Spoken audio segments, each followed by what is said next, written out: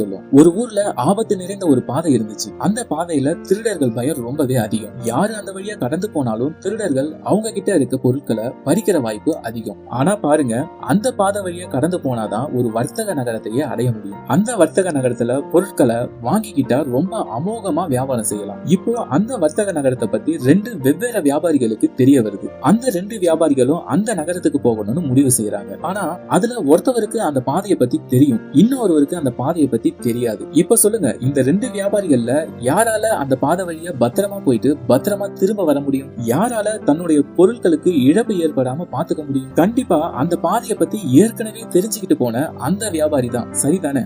ஏன்னா அவருக்கு அந்த பாதையில திருட்டு இருக்கு அப்படின்னு தெரியறதால அதுக்கு தேவையான பாதுகாப்பு நடவடிக்கைகளை அவர் எடுத்திருப்பாரு. பாதுகாப்பா போயிட்டு பாதுகாப்பா திரும்பியும் வந்திருப்பாரு. அது மாதிரிதான் இன்னைக்கு நம்ம ஒவ்வொருவரும் பயணிச்சிட்டு இருக்க இந்த பாதை நம்ம கவனத்தை திருடுறதுக்காகவே பல விஷயங்கள் இயங்கிக்கிட்டு இருக்க பாதை.